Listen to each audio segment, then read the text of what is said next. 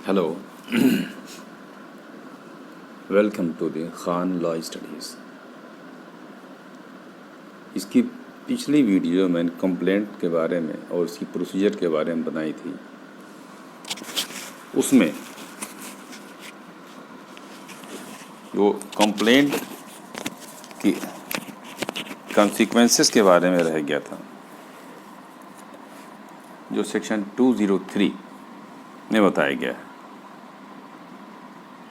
जैसे उन्होंने बताया था कि कंप्लेंट रजिस्ट्रेशन के बाद कंप्लेनेंट का statement under section 200 CRPC, witness का स्टेटमेंट अंडर सेक्शन 202 CRPC लेने के पश्चात न्यायालय को ये देखना है कि क्या जिस व्यक्ति को अभियुक्त बनाया गया है उसके विरुद्ध प्रथम दृष्टया कोई मामला बनता है अथवा नहीं।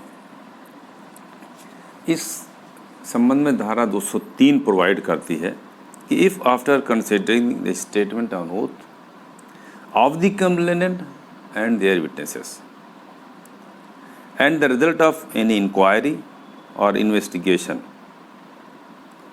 the magistrate is of the opinion that there is no sufficient ground for proceeding, he shall dismiss the complaint, and he shall briefly record his reasons for doing so. In statements under section 200, statements under section 202 CRPC, and अगर कोई इस दौरान complaint के बारे में कोई inquiry न्यायालय ने किया है, कोई विवेचना कराई है पुलिस से भी, और इस निष्कर्ष में न्यायालय पहुंच रहा है कि there is no sufficient ground for proceeding, यानी आगे कार्रवाई करने का कोई आधार नहीं बनता है, then he shall dismiss the complaint. Complaint dismiss करने के लिए न्यायालय को उसके कारण, उसके रीजंस को रिकॉर्ड करना होगा। तो ये है एक स्टेज 203 की, जहाँ की कंप्लेंट डिसमिस होती है। अब इसके दूसरी स्टेज पर आ जाएं कि the magistrate considers that there is sufficient ground for proceeding. अभी क्या था? There is no sufficient ground for proceeding. अब क्या कह रहा है 204 there is sufficient ground for proceeding, then he shall issue process against the accused person. यानी कोई प्राइम फेसी केस बन रहा है, सफिशिएंट ग्राउंड मौजूद हैं मामले को आगे बढ़ाने के लिए, तो न्यायालय अभियुक्तों के विरुद्ध प्रोसेस जारी करेगा। ये प्रोसेस कैसा होगा? Where there is a summons case. Cases आप जानते हैं, there are two type case, summons case and warrant case. If there is a summon case, he shall issue the summons for the attendance of the accused, और if the case appears to be a warrant case, he may issue warrant, and he may issue summons if he thinks fit. Warrant case में warrant जारी कर सकता है, और अगर वो समझता है कि सम्मन जारी किया जाए तो वारंट केस में सम्मन भी जारी किया सकता है। लेकिन आगे एक राइटर लगाया गया है कि कंप्लेनेंट के लिए आवश्यक होगा कि प्रोसिक्यूशन विटनेसेस की लिस्ट दाखिल कर दे, उसके पहले ये प्रोसेस जारी नहीं होगा। तो अब ये 204 में यहाँ से प्रोसेस स्टार्ट होती है for appearance of the accused, यानी यहाँ पर एक स्टेज कंप्लेंट का ख़त्म। नेक्स्ट स्टेज क्या होगा? The appearance of the accused. Then the accused appears before the court. तो वहाँ पर प्रोविज़न है कि फिर उसे जो है सेक्शन 208 ये प्रोवाइड करता है कि जब एक्यूज्ड न्यायालय के सामने उपस्थित होगा तो स्टेटमेंट जो भी रिकॉर्ड हुआ है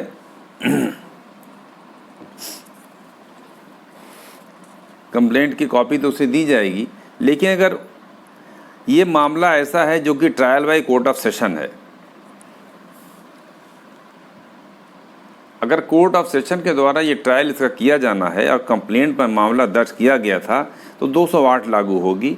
इसमें कहा गया है कि धारा 200, 202 में जो भी बयान है उसकी नकलें उन्हें दी जाएंगी, और अगर धारा 164 में कोई बयान रिकॉर्ड हुआ हो तो उसकी नकल भी दी जाएगी, और जो मजिस्ट्रेट के सामने जो भी दस्तावेज़ पेश किए गए हैं उसकी भी नकलें सब ये अक्यूज को प्रोवाइड की जाएंगी। तो चूँकि मामला सेशन ट्रायल के द्वारा परीक्षणीय है तो ये कंप्लेंट के जो है अब ये कमिट कर दिया जाएगा सेशन कोर्ट को फॉर ट्रायल। तो यहाँ पर इसका मामला ख़त्म।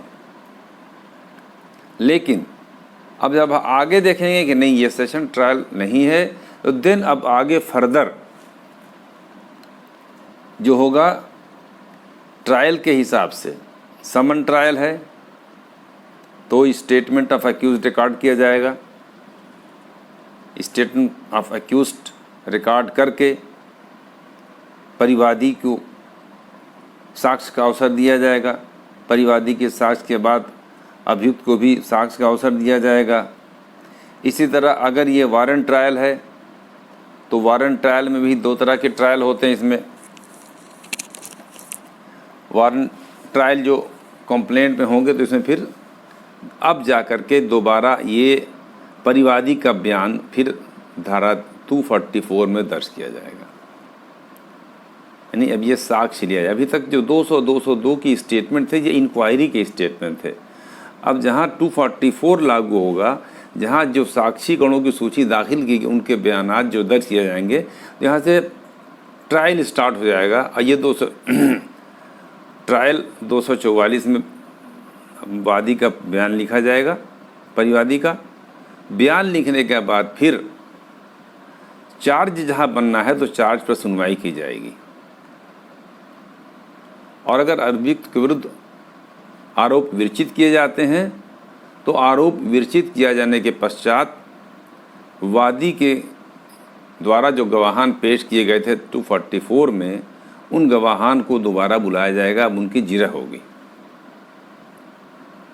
वादी अगर और कोई गवाही देना चाहे तो उन गवाहों को पेश कर सकता है, फिर उनकी जिरह होगी। तो ये प्रक्रिया ये कंप्लेंट केस में आगे चलेगी।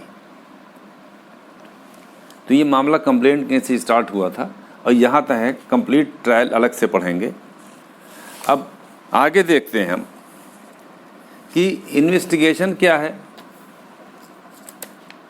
और इंक्वायरी क्या है, ट्रायल क्या है। इन्वेस्टिगेशन, इंक्वायरी एंड ट्रायल, ये छोटे मोटे सवाल पूछे जाते हैं। इन्वेस्टिगेशन क्या है? इन्वेस्टिगेशन ऑलवेज इट इज़,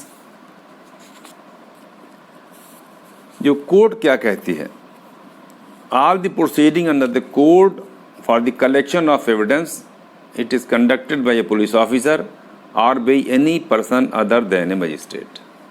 विवेचना जिसे आप कहते हैं, जो इन्वेस्टिगेशन की कार्रवाई है ये पुलिस के द्वारा की जाएगी।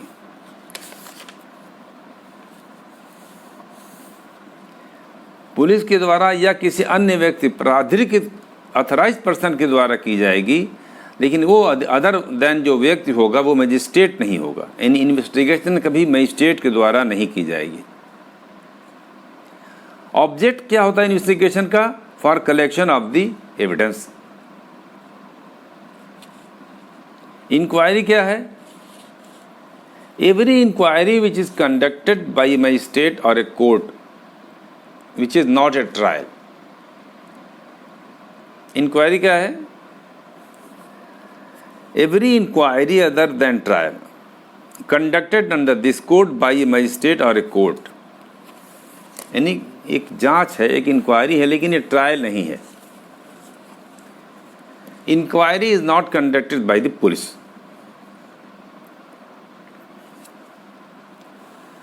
अब एक अगला स्टेज आता है trial. What is trial? Trial is not defined in this code.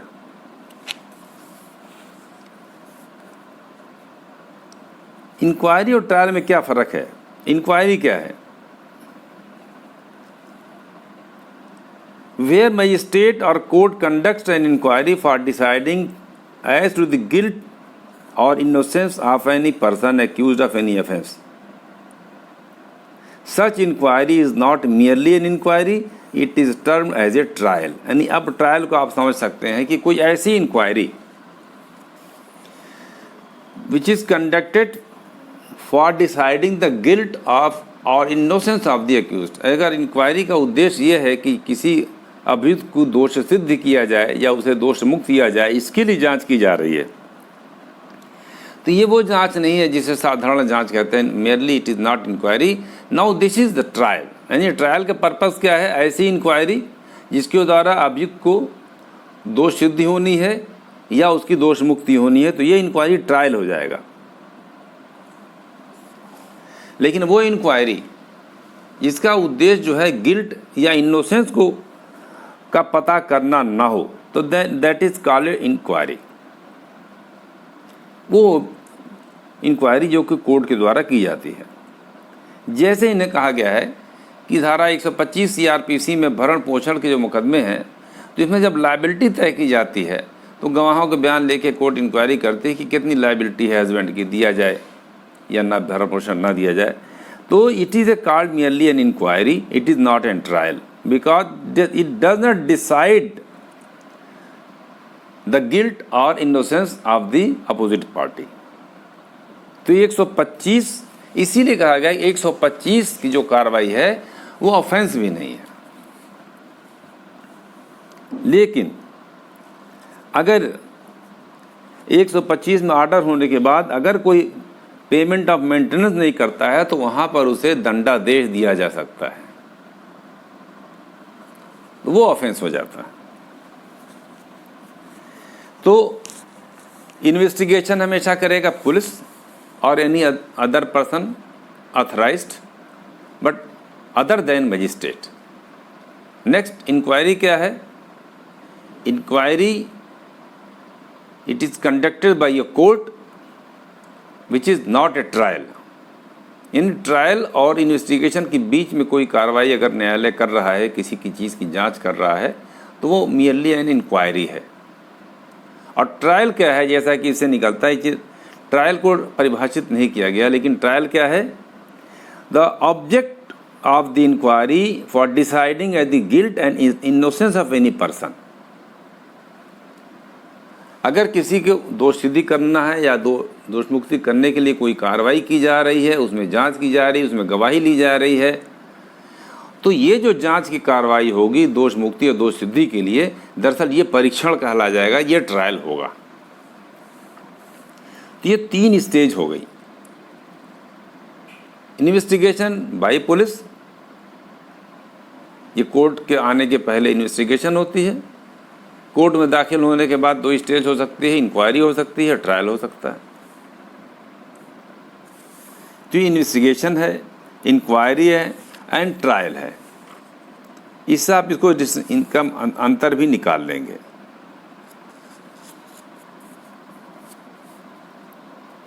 अब अगला सवाल उठता है, व्हाट इज एन ऑफेंस? दोष सिद्धि किसी अपराध के बारे में होनी है तो अपराध किसे कहते हैं? तो 2N में डिफाइन किया है. कहते हैं एनी एक्ट और omission made punishable by any law for the time being in force. Act और omission which is made punishable by any law for the time being. यानी तत्कालीन किसी विधि के द्वारा किसी कार्य को या किसी विलोप को, किसी एक्ट को, किसी ओमिशन को जहाँ पर कि दंडनीय घोषित किया गया है, पनिशेबल घोषित किया गया है, तो ऐसा एक्ट या ऐसा ओमिशन को हम कहेंगे ऑफेंस. ये है अपराध.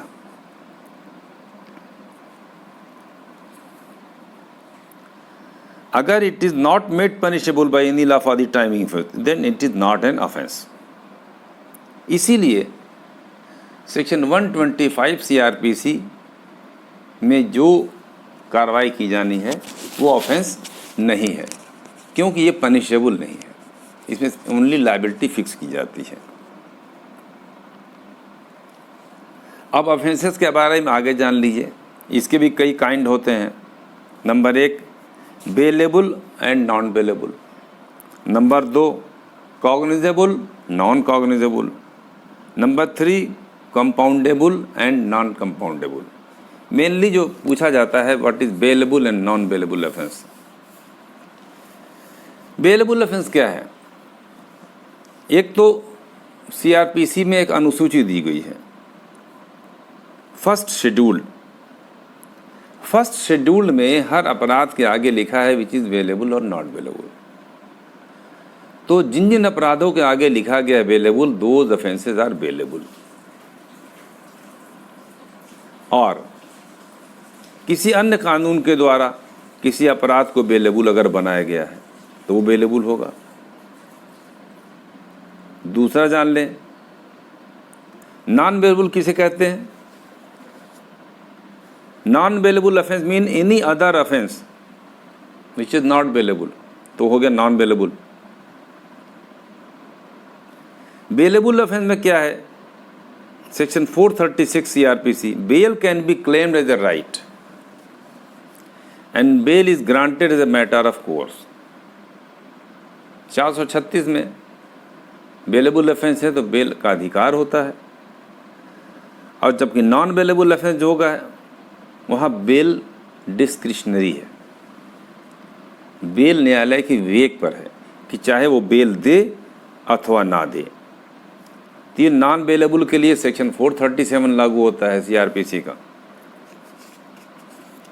अब देखिए what is cognizable offence and what is non cognizable offence. Cognizable क्या है? संज्ञेय अपराध। संज्ञेय अपराध वो अपराध है जिनको भी अनुसूची में दर्शाया गया है कि संज्ञेय हैं और कौन से अपराध असंज्ञेय हैं। संज्ञेय अपराध वो अपराध हैं जिन्हें पुलिस अधिकारी बिना वारंट के अभियुक्त को गिरफ्तार कर सकता है। The police officer may arrest without a warrant in non cognizable offence an officer has no authority to arrest without a warrant. यानी जो ऑफेंसेस नॉन कॉग्निजेबल की कैटेगरी में आते हैं उसके लिए कोर्ट से वारंट लेना पड़ेगा तभी गिरफ्तारी होगी। जिसे आप कहते हैं एनसीआर केसेस।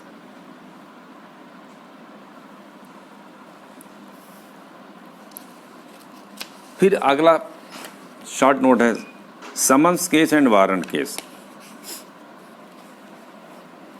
समन्स केस कैसे डिसाइड किया है? A case relating to an offence not being a warrant case.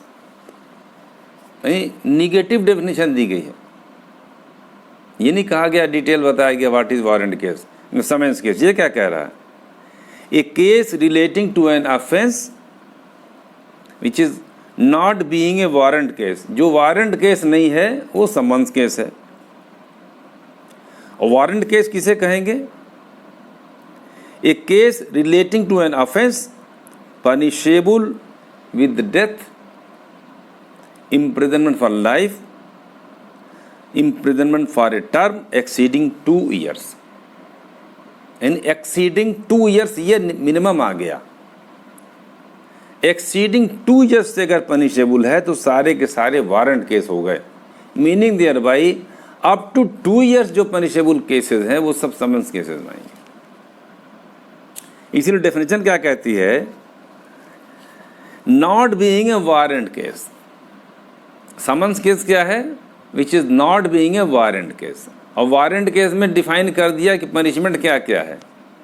ऊपर से शुरू होता है डेथ, इम्प्रिजनमेंट फॉर लाइफ और imprisonment for a term exceeding 2 years। याद रखिएगा exceeding 2 years।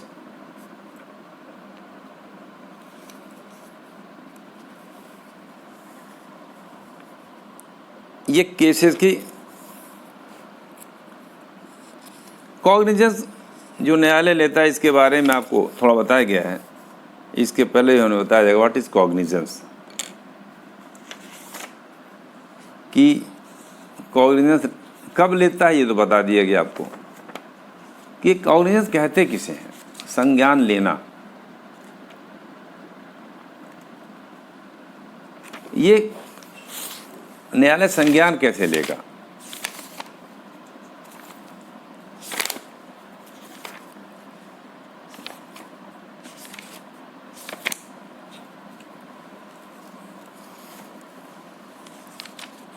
What is cognizance, ये हम समझते हैं। कौन ले सकता है संज्ञान?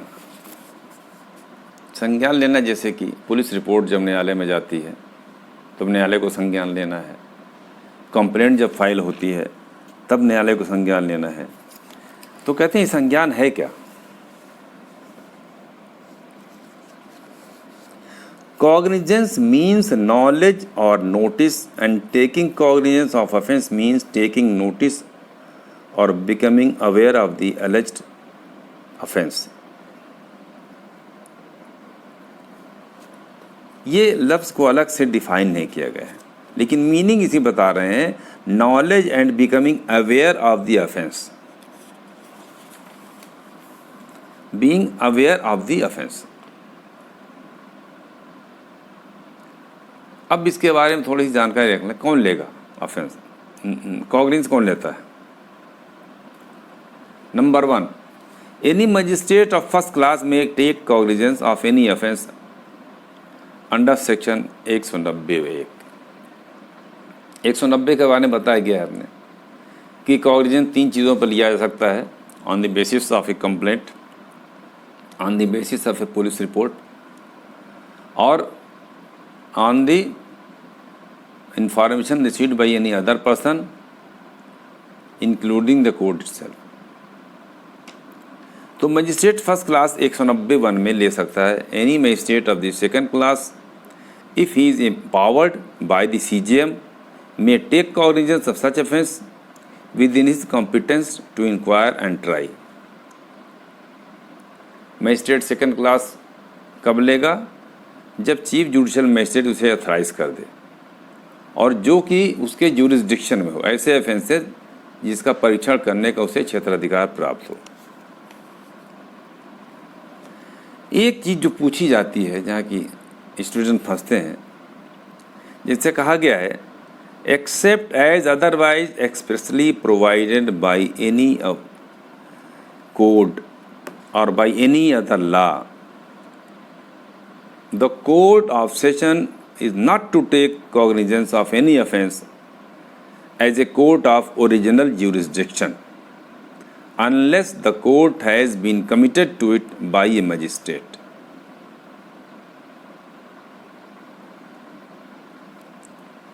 तीसरा ये एक्सेप्शन जानिएगा कि अगर किसी लॉ के द्वारा अथराइज नहीं, प्रोवाइड नहीं किया गया है, कोई प्रोविज़न नहीं किया गया है, तो कोर्ट ऑफ सेशन को संज्ञान लेने का अधिकार नहीं है।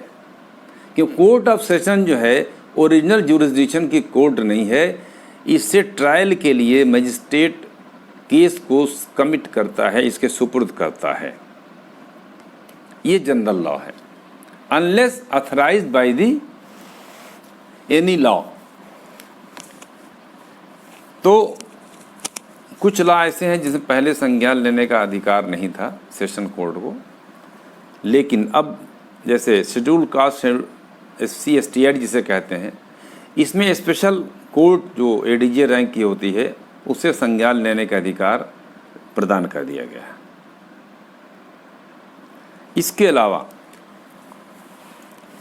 एक है CRPC में सेक्शन 199 सब क्लास 2